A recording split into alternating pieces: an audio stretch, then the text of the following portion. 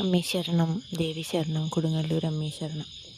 ആദ്യമായിട്ട് ഞാനും എൻ്റെ ഹസ്ബൻഡും കൂടിയിട്ട് കൊടുങ്ങല്ലൂർ അമ്പലത്തിൽ പോയപ്പോൾ ഉണ്ടായ ഒരു അനുഭവം നിങ്ങളോട് പങ്കുവയ്ക്കുകയാണ്. ആദ്യമായിട്ടാണ് ഒരു ഓൺ വോയിസ് വീഡിയോ ഇടുന്നത്. എന്തെങ്കിലും പാകപ്പിഴകളോ തെറ്റുകുറ്റങ്ങളോ ഉണ്ടെങ്കിൽ ക്ഷമിക്കുക.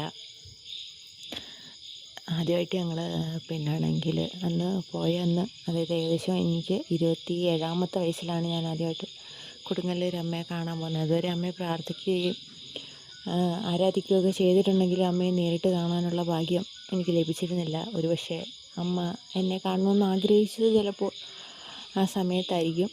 അങ്ങനെ ഞാനും എൻ്റെ ഭർത്താവും കൂടെ ഞങ്ങളാണെങ്കിൽ തിരുവനന്തപുരത്ത് വന്ന് രാവിലെയുള്ള വേണാട് എക്സ്പ്രസ്സിന് നമ്മൾ ചെന്ന് ഇരിങ്ങാലക്കുട ഇറങ്ങി. അവിടുന്ന് പിന്നാണെങ്കിൽ ചെന്ന് കൊടുങ്ങല്ലൂർ പോയിട്ട് തിരിച്ച് വൈകിട്ട് 3:15 അതേ വണ്ടിക്ക് തന്നെ തിരിച്ച് വരാം എന്നാണ് ഞങ്ങൾ പ്രതീക്ഷിച്ചിരുന്നത്. അങ്ങനെ ഞങ്ങൾ ട്രെയിനിൽ കയറി. 10:15 ഇരിങ്ങാലക്കുട എത്തും എന്ന് ടൈം കാണിച്ചിരുന്ന ട്രെയിന് ഏകദേശം